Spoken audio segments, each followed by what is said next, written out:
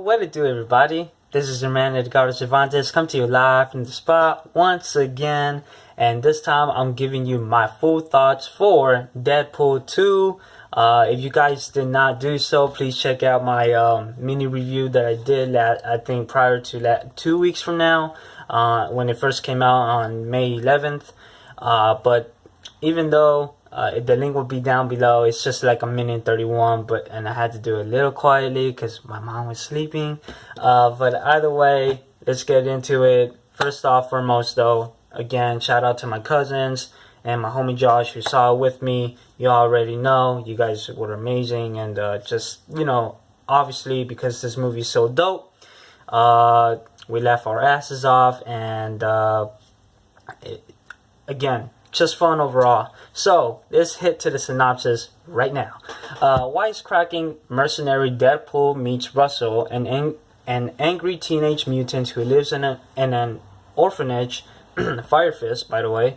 And when he becomes the target for Cable, Josh Brolin, a genetically enhanced soldier from the future, Deadpool realizes that he'll need some help to save the boy from such a superior enemy. So he soon joins forces with Bedlam, Shatterstar, Domino, great by the way, and other powerful mutants to protect young Russell from Cable and his advanced weaponry. So pretty much, you know, the synopsis, it talks about, you know, Deadpool saving a boy's life before Cable gets to him. And Cable is a mutant who comes from the future, but there is a reason for that. And understandably so, you see his motivations and you see where he comes from. But either way, what I really love about this film is really that it has a heart. And that's what carries from the first one, which I really love, by the way. But before I speak throughout that though, the negatives for this film is that, one, too much references, by the way. It's so hard not to catch one of them. I mean, there's a comic book reference, then there's movie references, then there's pop culture references, yada yada. But then again, it's really not a problem because, first of all, Deadpool is what really works. What really works for this film overall, because Ryan Reynolds, by the way, the way he carries this two films, by the way, is so awesome. I just can't believe that because he is behind the cameras for this film, he co-wrote this film, and I think he co-produced it too. You really could tell that his passion and his fanboyism for the character for Deadpool is really great. I mean, you just can't blame Ryan Reynolds to do such a thing. You know what I mean? And that's why, even though I really didn't like this film as much as the first one, this film is just overall, it still has heart, and you still believe why Wade Wilson would do such a thing, especially because, you know,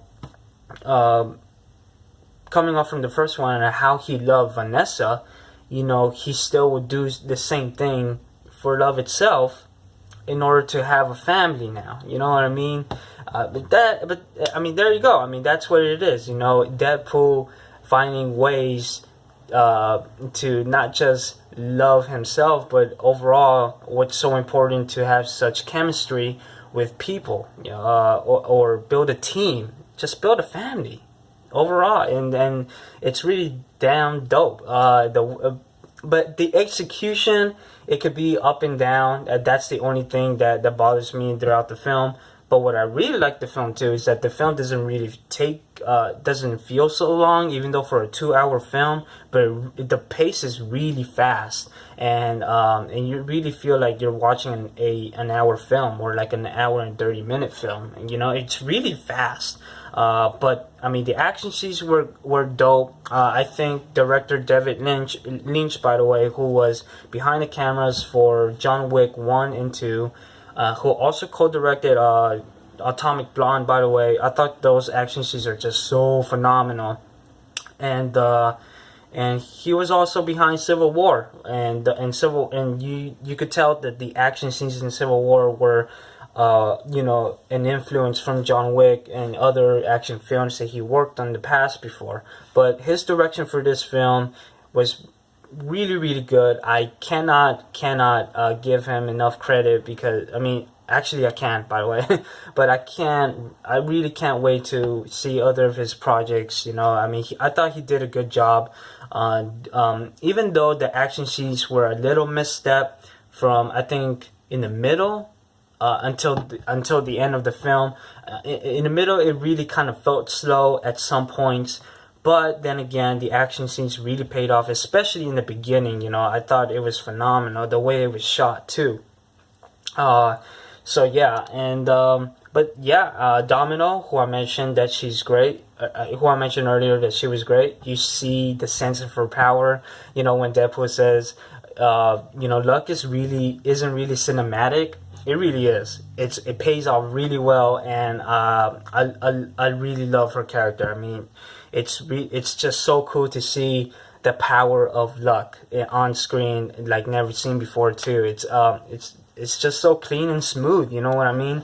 No pun intended. But really, it's just I was entertained by it, and I cannot wait to see this character throughout future films, if they do so with Deadpool 3 or X-Force, you know what I mean?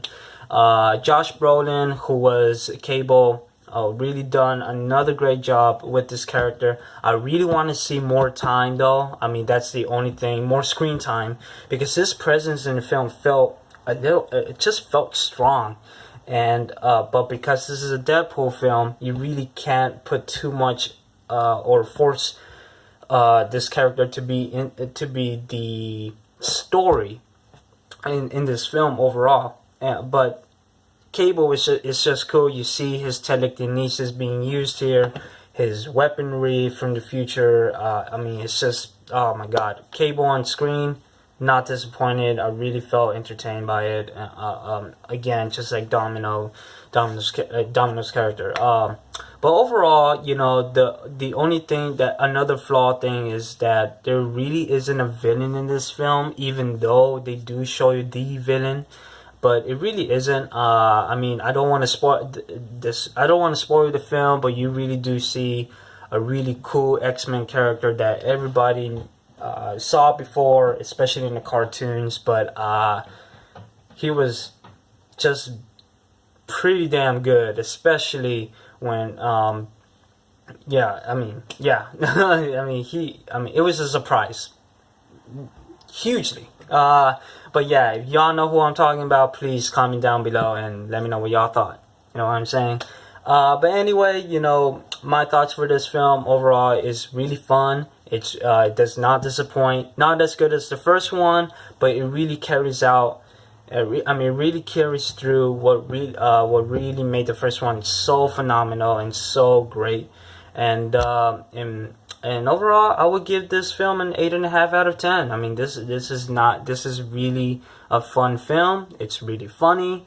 There will be missteps here and there. The execution could be all over the place, especially the story itself. But overall, because this is a Deadpool film, it really, really works, and I think nobody will be ever disappointed for this film.